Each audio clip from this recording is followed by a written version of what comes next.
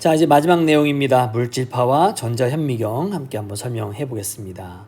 자, 먼저 물질파예요. 물질파는 우리가 이미 앞에서 배웠던 것처럼 지금까지 파동이라고 생각했던 빛이 입자의 성질을 나타냈다라고 한다면 반대로 전자와 같은 입자도 파동의 성질을 나타낼 수 있지 않을까라고 생각을 했다는 거죠. 누가? 바로 드브로이라는 사람입니다. 프랑스 사람이고요.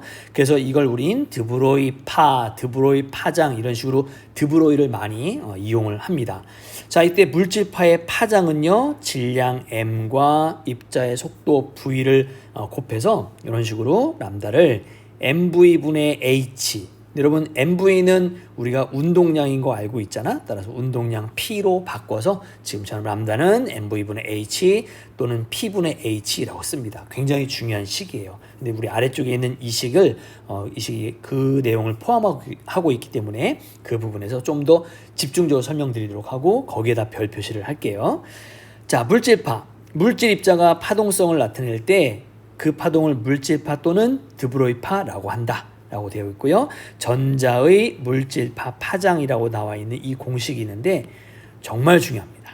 정말 한 번도 시험에 빠지지 않고 나왔고요. 이 공식을 완벽하게 여러분 암기하고 있어야 합니다. 자, 왼쪽에 있는 세 가지는요, 지금 람다 물질파 파장이지, 그리고 mv분의 h, 또 mv가 운동량이니까 p분의 h라는 건 우리가 이제 위에서 배웠던 내용과 동일합니다. 자, 그런데 그 오른쪽에 보니까 식이 있는데 그 식에 보면 여러분 운동 에너지가 들어있는 거 알 수 있어요. 자, 일단 한번 공식을 정리해 볼게요. 여러분 운동 에너지 EK는요 2분의 1 mv 제곱이 됩니다. 그런데 여기 보는 것처럼 m과 v가 운동량을 만드는 거라서 운동량이 포함된 식을 한번 이렇게 정리를 해 볼게요. 이렇게 해주면 왼쪽에 있는 요 식과 오른쪽에 있는 이 식은 같은 식입니다. 근데 위에 요 내용이 바로 운동량이기 때문에 m이 제곱되고 v가 제곱되면 m이 한 번 더 쓰여진 거라 m을 한번 이렇게 나눈 겁니다. 그러면 어떤 식이 된다? 바로 2m분의 운동량 p 제곱이 됩니다. 자, 우리는 주인공을요 p로 쓸 거고요.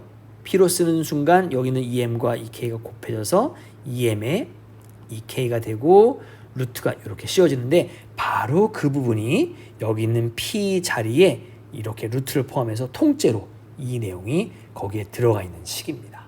그래서 어떻게 저런 식이 나왔는지 여러분 충분히 확인할 수 있겠죠. 그죠? 외우셔야 돼요. 아주 중요합니다. 자, 그 다음에 그 옆에 있는 공식 봅시다.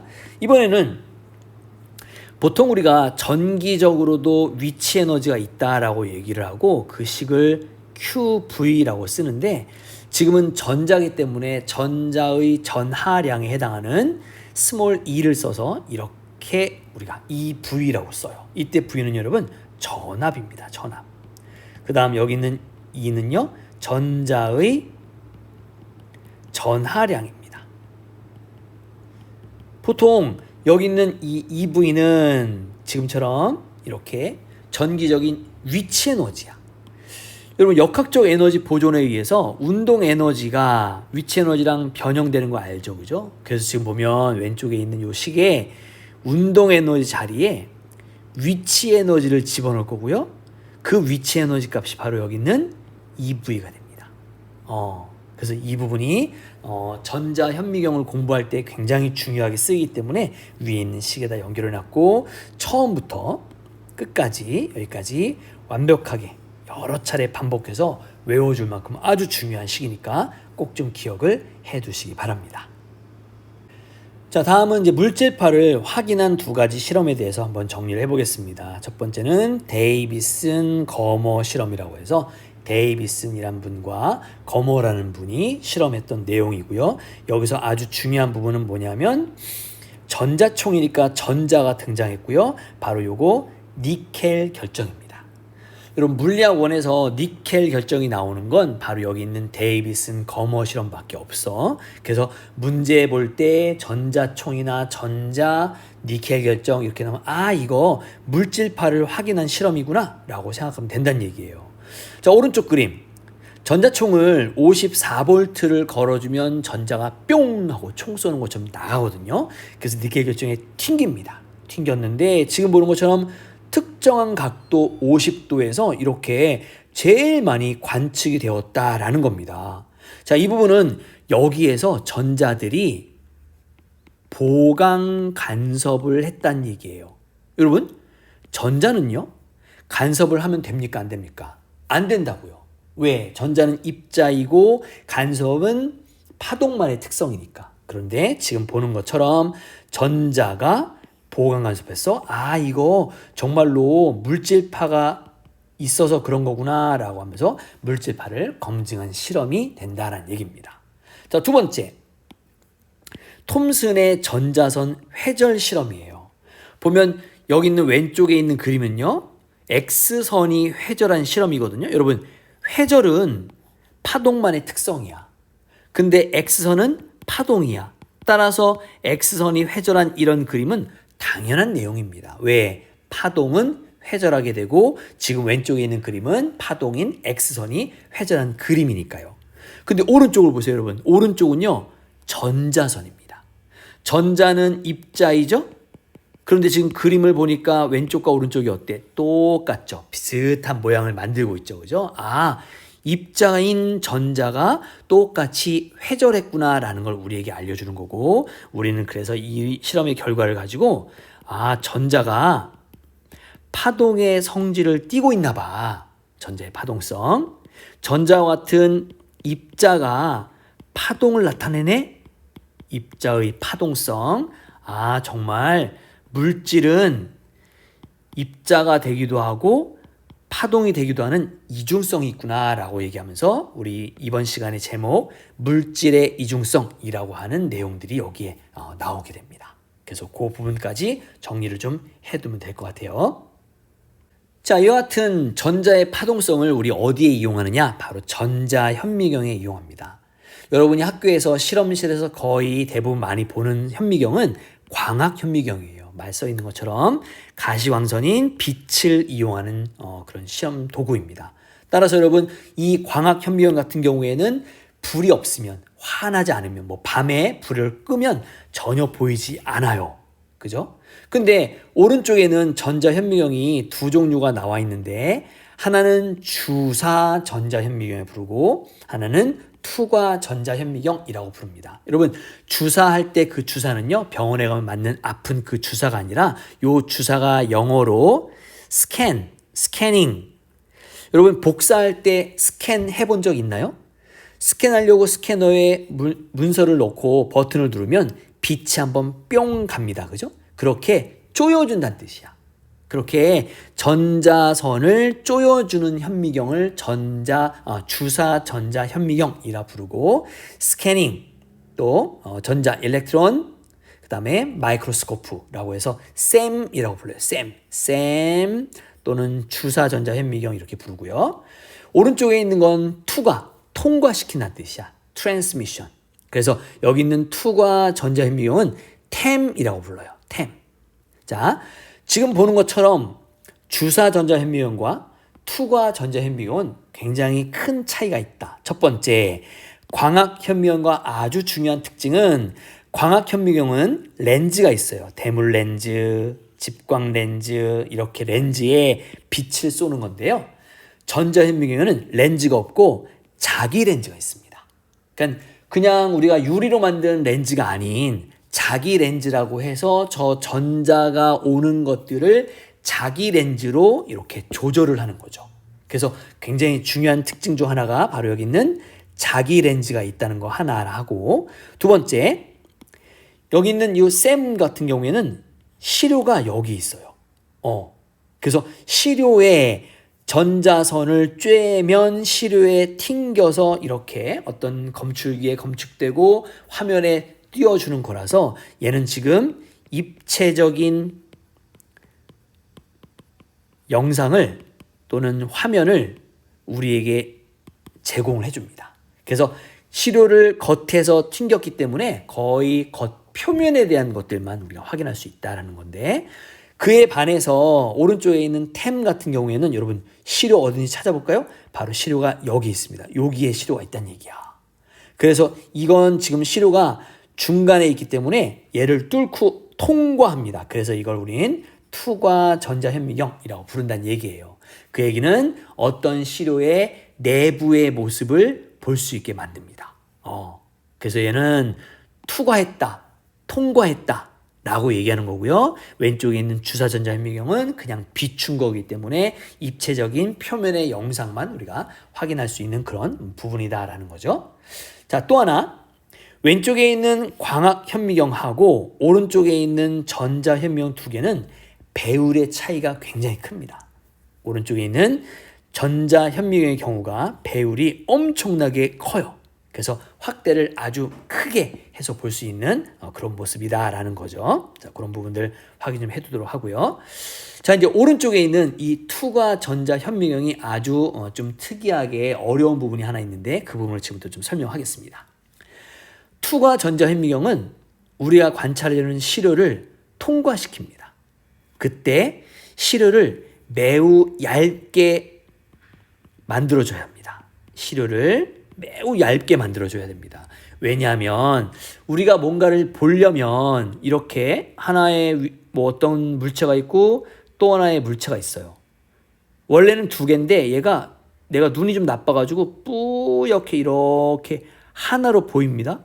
그러면 이때는 한 개로 본 거죠. 이때는 두 개로 본 거고, 그죠? 이런 걸 우리는 뭐라 그러냐면 물체를 서로 분해한다, 분해하는 능력이 좋다라고 해서 분해능이라 부릅니다. 자, 어느 쪽이 분해능이 좋을까요? 바로 요게 분해능이 좋은 겁니다. 분해능이 좋으려면 빛이 왔을 때 막 섞이는 회절이 일어나면 안 돼요. 회절이 잘 일어나지 않게 하기 위해서는 보통 파장을 짧게 해야 되거든요. 그렇게 파장을 짧게 해야 되는데 우리 이미 앞에서 배웠던 것처럼 물질파 공식 람다는 mv분의 h여서 파장을 짧게 하려면 속력이 커야 합니다. 만약 여러분 시료가 두껍잖아요. 그럼 여기를 지나가는 전자선이 두꺼운 시료 때문에 속력이 느려져요. 속력이 느려지면 파장이 길어지고 파장이 길어지면 회절을 잘하기 때문에 분해능이 나빠서 잘 물체를 구별을 못합니다. 그래서 지금 보는 것처럼 시료를 얇게 해야만 분해능이 좋아지는데 그 이유는 회절을 하지 않아야 하고 파장을 짧게 만들어야 하는데 여기 있는 이 공식에 따라서 우리는 속력을 빠르게 만들어줘야 한다라는 거고 그래서 시료를 얇게 만들어준다라는 얘기죠. 여기까지 잘 좀 정리해 두시고요. 우리 지난 시간에 공부했던 광전효과와 빛의 이중성 그리고 지금 이번 시간에 물질파와 전자현미경, 물질의 이중성 이런 것들을 가지고 우리 기출문제 풀어볼 거거든요. 공식 다시 한번 정리하시고 개념도 꼭 한번 복습한 다음에 우리 기출문제 풀어보도록 하겠습니다. 자, 이제 기출문제 한번 풀어보도록 하겠습니다. 먼저 2020년 6번 문제로 나왔던 건데요. 자, A와 B가 질량과 속력을 우리에게 제시를 했어요. 그리고 등속도 운동한다. 이때 옳은 걸 골라라라고 했습니다. 먼저 기억. 운동 에너지는 A가 B의 2배냐라고 얘기했네. 자, 운동 에너지는 공식 쓰면 되지. A 거는요 2분의 1에다가 질량은 M이니까 M. 그리고 속력이 2V니까 속력을 제곱하면 4V 제곱이 되는 거 알 수 있습니다. 그죠? 두 번째 B 거. B의 경우에는 2분의 1에다가 질량이 2M이네. 그리고 속력은 V니까 그냥 이건 V 제곱이 됩니다. 여기는 지금 2MV 제곱, 여기는 MV 제곱이니까 2배 이쪽이 더 크구나라는 거 알 수 있고 A가 B의 2배다. 맞았어요. 그죠? 그렇게 풀면 됩니다. 니은 운동량은 A가 B의 2배냐라고 했는데 운동량은 그냥 질량과 속력을 곱한 크기잖아요. 그죠? 따라서 EMV가 나오고요. 여기는 EM의 V니까 여기도 EMV라서 둘은 같구나라고 해야지. 틀렸습니다. 이거 틀렸고요. 티귿 물질파의 파장 얼마냐? 여러분 물질파 파장 나왔네. 람다는 MV분의 H라고 쓰면 되고 지금 H는 어차피 플랑크 상수라서 변하지 않는 숫자고요. 여기 있는 람다를 결정하는 건 바로 있는 MV의 곱이야. 근데 지금 MV의 곱 운동량 값이 어때요? 같았으니까 요게 같으면 람다도 같겠죠. 따라서 A와 B가 같다라고 되어 있는 디귿은 맞는 말입니다. 자, 정답은요. 기억과 디귿 맞는 3번이 됩니다. 자, 2021년 20번 광전효과 문제입니다. 지금 서로 진동수가 다른 그런 단석강 A, B를 같은 금속판에 쪼였어요. 그랬더니 광전자가 나온답니다. 오, 둘 다 광전효과가 일어났구나라는 거죠. 그리고 표는 A, B를 금속판에 비췄을 때 1초 동안 방출되는 광전자의 수, 또 물질파 파장을 나타낸 것이다. 옳은 것을 골라라라고 했고요. 빛의 색이 IA, IB, 진동수 FA, FB라고 되어 있습니다. 자, 그러면 기억부터 한번 보도록 합시다. 자, 기억. FA, FB 누가 더 크냐, 작냐라는 걸 물어봅니다. 여러분, 빛은요 속력이 일정합니다. 속력이 일정하기 때문에 이 속력이 일정하면 진동수하고 파장은 서로 반비례 관계가 있어요. 근데 이미 파장 비를 줬단 말이야. 얼마? 4대 1이라고 줬단 말이야. 당연히 거기에 반비례니까 얼마? 1대 4가 돼야 되니까 여기 있는 A보다 B가 더 커야 돼서 요건 요렇게 써야 된다는 거죠. 틀렸어요. 그죠? 그렇게 확인할 수 있고요. 다음, 니은. 빛의 세기는 A가 B보다 크냐, A가 B보다 작냐라고 얘기했는데 여러분 보세요. 1초 동안 방출되는 광전자의 개수입니다. 광전효과가 일어났는데 광전자의 개수가 A보다 B가 더 많다는 것은 밝기가 B가 더 밝다는 얘기구나. 밝기가 밝다는 건 세기가 더 세다는 거구나 라는 걸 나타내기 때문에 니은 맞았습니다. 다음 디귿. 금속판의 문턱 진동수 또는 한계 진동수를 F0라고 한다면 FB는 F0보다 크냐라는 거죠. 여러분 둘 다 광전자가 튀어나왔으니까 FB뿐만 아니라 FA도 F0보다 크고요. FB도 F0보다 큽니다. 이것도 맞는 말 모두만 니은과 디귿이 맞는 3번이 정답이 됩니다. 자, 다음 따끈따끈한 2022년 13번 문제 보도록 하겠습니다. 단면구조 갖는 투과 전자 현미경입니다. 여러분, 투과 전자 현미경 영어로 뭐지? 바로 템이죠. 템. 그리고 투과라는 건 시료를 통과한 거. 당연히 시료가 여기 이렇게 중간에 있고요. 거기를 투과했으니까 투과 전자 현미경이라고 하는 거고. 자, 조심할 거. 옳지 않은 거 찾는 겁니다. 우리 공무원 시험이 이렇게 옳지 않은 것에 밑줄이 안 그어져 있어. 그래서 밑에서 옳은 거 찾았다간 완전히 오답이죠. 그죠? 틀린 거 찾는 겁니다. 자, 먼저 1번부터 봅시다. 전자의 파동성을 이용한다. 당연하지. 왜? 지금 여기 있는 전자 현미경은 물질파 또는 전자의 파동성을 이용하는 거기 때문에 이건 맞는 거예요. 지금 틀린 거 찾는 겁니다. 2번. 전자의 파장이 클수록 높은 분해능을 가진다라고 얘기했는데 여러분 파장이 크면요 회절을 잘합니다. 회절을 잘하면 분해능이 약해져요. 그래서 물체를 잘 구별을 못한다고 얘기했습니다. 따라서 여기 있는 거 틀렸어요. 2번이 정답이 되죠. 우리 틀린 거 찾는 거니까. 자, 3번, 4번은 왜 맞았는지 볼게요. 3번 최대 배율은 광학 현미경보다 좋다. 맞죠? 4번 자기 렌즈는 자기장을 이용해서 전자선을 모을 수 있다. 광학 현미경에 있는 유리로 만든 렌즈 대신에 여기는 자기 렌즈를 쓴다고 얘기했고요. 틀린 거 찾는 거니까 2번이 정답이 됩니다. 자, 계속해서 2022년 16번 문제 계속 보도록 하겠습니다. 표는 서로 다른 금속 AB에 진동수와 세기가 다른 빛 PQ를 비추었는데 튀어나오는 광전자의 단위 시간당 개수와 결과를 나타낸 것이다 라고 했고요. 옳은 거 찾는 겁니다. 여러분 가만히 보니까 A는 A 금속판에 빛 P와 Q를 비췄더니 시간당 개수가 존재합니다. 둘 다 광전 효과가 일어났다는 얘기예요. 근데 왜 여기 있는 P 쪽이 더 튀어나온 전자의 개수가 많을까? 왜냐면 더 밝기 때문이지. 요거 P의 밝기가 Q의 밝기보다 더 크구나 라는 걸 우리가 알 수 있다는 뜻입니다. 두 번째, 금속판을 B로 바꿨습니다.